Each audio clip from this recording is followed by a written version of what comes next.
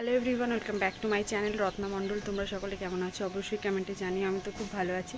আর আজকে কিন্তু সকাল থেকে ভিডিওটা স্টার্ট করলাম। সারাটা দিন কী করব সেটাই থাকছে আজকের ভিডিওতে। রেডি হয়ে গেছি, তার মানে বুঝতেই পারছো এখন বেরোবো। হ্যাঁ, আমি এখন বেরোবো। কোথায় যাব সেটা বলতেই যাচ্ছিলাম, বাট এখন বলবো না, সেটা সিক্রেট থাক, একটু পরেই সবটা জানতে পারবে। তো চলো এখন বেরোই আগে। বাইরের ওয়েদারের অবস্থা খুবই খারাপ। আমাদের এখানে নিম্নচাপ হবে সেটা কিন্তু বলেই দিয়েছে, বাট কবে নিম্নচাপ হবে সেটা কিন্তু কেউ জানে না। কি জানি কি হবে নিম্নচাপে, আদৌ কি আমরা তলিয়ে যাব কি না কি জানি, দেখা যাক কি হয়। তো নিম্নচাপের ভয়ে বাড়িতে বসে থাকলে তো হবে না, আমার যে কাজগুলো রয়েছে সেগুলো তোমাকে কমপ্লিট করতেই হবে, যে কারণে আজকে বেরিয়ে পড়েছি।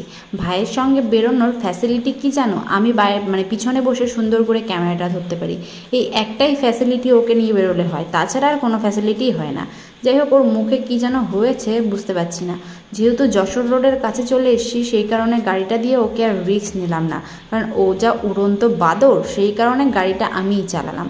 দেখো, এটা যশোর রোড, আর পুজোর প্যান্ডেল কিন্তু শুরুই হয়ে গেছে। পুজোর আর মাত্র কিছুদিন বাকি।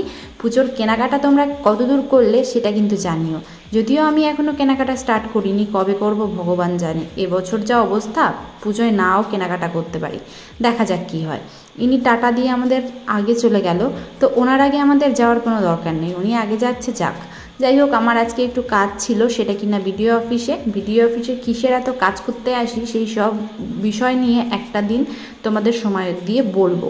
আজকে যেহেতু বৃষ্টি অফুরন্ত হচ্ছে, সকালে আগেই বললাম যে মেঘের অবস্থা খুব খারাপ, নিম্নচাপ শুরু হয়েছে, বলতে বলতে ঝাঁপিয়ে নেমে গেছে বৃষ্টি। এখন কতক্ষণ এই বৃষ্টির অপেক্ষায় থাকবো সেটা মাত্র ভগবান জানে, আর এই বৃষ্টি জানে। বৃষ্টি হচ্ছে তো হচ্ছে, কমার কোনো নামই নেই। এতক্ষণ ধরে কি করে ওয়েট করা যায় বলো দেখি। তারপরে আমি ভাবলাম না, একটু ওয়েট করে যাই, বৃষ্টির মধ্যে ভেজার থেকে একটু ওয়েট করে দাঁড়ানোটাই ভালো হবে।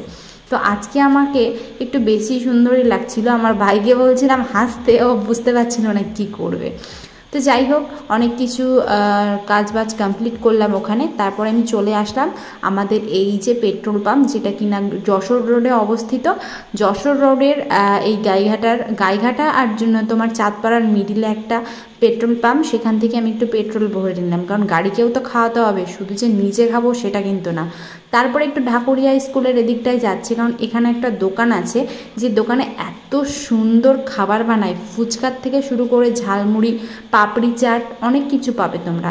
এই দোকানের খাবারটা জাস্ট অসাধারণ। এই বৃষ্টি কাদের মধ্যে শুধুমাত্র কাকুর হাতের খাবারটা খাবো বলে কিন্তু আমি যাচ্ছি। জানি না উনি আদৌ আছে কি না, কারণ এই বৃষ্টির সময় বেশিরভাগ মানুষই কিন্তু বাড়িতে থাকে, বাড়ির থেকে বেরোয় না। বাট কিছু করার নেই, আমি তো এসেই খুশি হয়ে গেলাম যে না, দোকানটা ফাইনালি রয়েছে।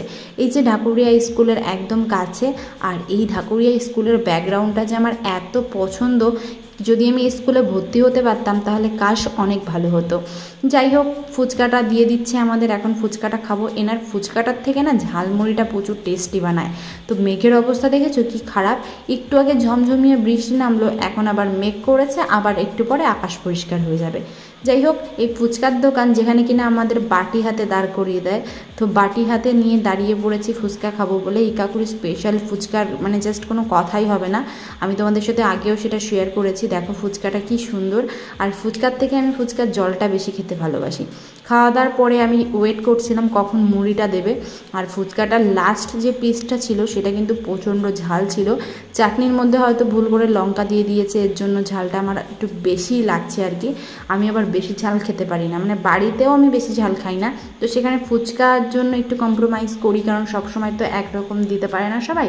তো খাওয়া দাওয়া কমপ্লিট করলাম, কমপ্লিট করে মুড়িটা নিয়ে আমি সামনের দিকে চলে যাচ্ছিলাম, কারণ এই স্টেশনের সাইড দিয়ে যে রোডটা চলে গেছে না, এই জায়গাটা এত সুন্দর ভিডিও করার জন্য। আর আমি যেহেতু এত সুন্দর একটা জায়গায় চলেই এলাম, তো ভাবলাম কিছু ভিডিও, কিছু ফটোশ্যুট তো করতেই হবে, না হলে তোমাদের কি করে দেখাবো, তাই না?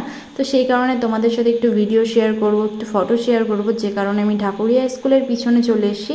তো এই পিছনের যে জায়গাটা, এই জায়গাটা এতটা পরিমাণ জোশ, এতটা পরিমাণ সুন্দর যে কি বলবো, পুরো ক্রাশ খাওয়ার মতন একটা ব্যাপার আর কি। তো যাই হোক, এই জায়গাটায় আমি দাঁড়িয়ে পড়লাম, এখানটায় দাঁড়িয়ে আমি কিছু ফটো ক্লিক করব, যেটা কিনা তোমরা দেখতেই পারবে আমার ফেসবুক চ্যানেল, আমার ফেসবুক অ্যাকাউন্ট রয়েছে রত্না মণ্ডল সেখানে, আর ফেসবুক পেজও রয়েছে, সেখানে তোমরা দেখতে পারবে। তো এখানে আমি খেয়ে নিচ্ছিলাম ঝালমুড়িটা কিন্তু জাস্ট মানে প্রচণ্ড টেস্ট, এত সুন্দর বানায় ঝালমুড়িটা যে কি বলবো। এই ঝালমুড়ি খাওয়ার জন্য কিন্তু দূর দিগন্ত থেকে অনেক লোক আসে, তোমরাও চাইলে আসতে পারো। আর এখানে না গুড়ি গুড়ি বৃষ্টি শুরু হয়েছে, তো বুঝতেই পারছো এত সুন্দর একটা ওয়েদার, তারপরে গুড়ি গুড়ি বৃষ্টি পড়ছে, সঙ্গে যদি এরকম ঝালমুড়ি হয় আর কি লাগে জীবনে। তো ঝালমুড়ির মধ্যে কিছু ছোলা দিয়েছিল, ছোলাগুলোও কিন্তু মানে বাজছিল আর কি। আর দেখো মুড়িটার কালারটাও কি সুন্দর, সেটাই তোমাদের সাথে দেখাচ্ছিলাম। তো চলো, ব্যাপারটা হচ্ছে কি, আমি এসেছিলাম চাঁদপাড়াতে, একটু বিডিও অফিসে কাজ ছিল, কাজটা কমপ্লিট করলাম। কমপ্লিট করার পর এখানে একটা দোকান রয়েছে, যে দোকানটায় খুব ধামাকাদার খাবার বানায়, যেটা কিনা ঘুগনি অথবা আলু কাবলি। এখানে হচ্ছে তোমরা ঝালমুড়ি পাবে, আর ফুচকাটা যা বানায় না, জাস্ট খেয়ে অজ্ঞান হয়ে যাওয়ার মতন একটা রেসিপি করে।